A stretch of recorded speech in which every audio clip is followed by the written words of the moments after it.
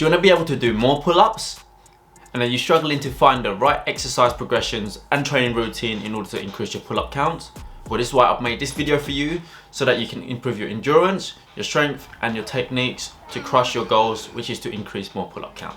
Alright, so let's get right into it. So the first training method is one which I called low reps, high sets.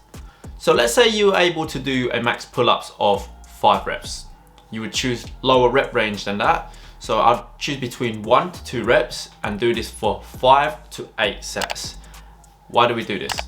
Well, this is because it will add more volume into your workout. You see, if your max pull-ups is 5 and you're just doing 5 on the first set, and maybe like 3 on the second set, 2 on the third set, 1 on the last set, the volume is not going to be as much in comparison to you doing, let's say, 2 reps for 8 sets. Okay? So typically you would rest for about 2 minutes in between sets. This is a general rule of thumb that I normally use myself as well. Once a 2-minute timer is up, you go back and you do 2 more reps. Simple as that. Maxing out is good, but if you're a beginner, I'm not really a big fan because I like to leave a bit of energy in the tank so that in the following sessions or even in a workout, I won't be as fatigued. Moving on to the second training method, which is called banded pull-ups. So you're going to be utilizing resistance bands, and the benefit of doing this is that it will take away some of your body weight and the movement path will still be exactly the same. So you're going to be activating the exact same muscle groups. You're going to be using the concentric and the eccentric, so going up and going down, but with less weight to pull. This will strengthen the muscles while allowing you to learn the movement path of the pull-up. So to use resistance band, literally I would start off with a thicker band. You throw it over the bar and then loop one end through the other end and then pull it down.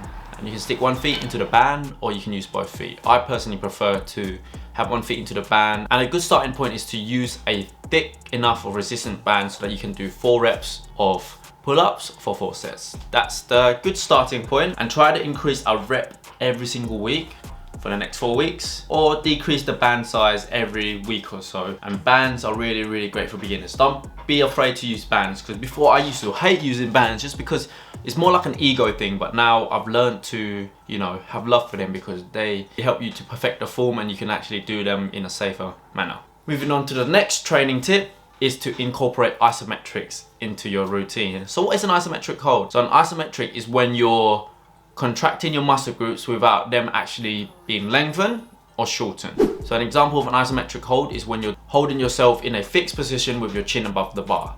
Your body is tense, your back muscles are engaged, your bicep muscles are engaged, your core is engaged, and you're literally just staying in that position. And a good way to incorporate isometric hold is to add it into your last rep of the exercise. So for example, you're doing 5 pull-ups, you hold 5 seconds isometric hold with your chin above the bar on the last rep. Now you can take this up a level by doing a 3-point isometric hold. So on your last rep, let's say on the 5th rep, you hold 5 seconds isometric hold with your chin above the bar, followed by 5 seconds with your head below the bar, and then 5 seconds isometric hold head dead hang. Now if you're more of an advanced athlete, I would start off with 10 seconds. 10, 10, 10 as a good starting point. Now moving on to the 4th and final exercise drill, which is called negatives. So the negative is the eccentric part of the pull-up. So it's when you're lengthening your muscles while they will still be engaged. So this will utilize the primary muscles group required for the pull-ups. And I like to do negatives when I can't do any more pull-ups. Let's say I set myself a rep goal of 5 reps of pull-ups for 5 sets, okay? I can do first 2 sets unbroken, and then on the 3rd set I'm starting to get a little bit tight. I would then add negatives into this set for 2 reps. So to do this, you literally just jump up with your chin above the bar and then just slow it down at a count of 3 to 5 seconds. Really engage your core, keep your feet together and keep your legs tight. A lot of the time when people say to themselves, oh, I'm gonna do 10 reps for 4 sets, and then, you know, they get 10 on the first set, 10 on the second set, and then 8 on the 3rd set, and then 5 on the 4th set. If you utilize negatives, right, you would then be able to do 10 reps for 4 sets. And the negatives is a regression of a pull-up. So it makes sense to add these in just so that you can increase your volume.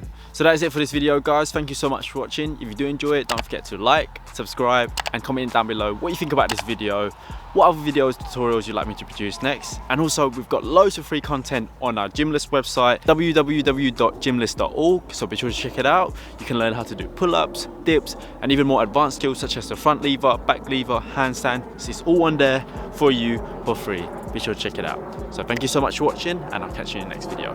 Peace out. Thank you for watching, guys. Check us out at gymless.org for more tutorials, and please like and subscribe.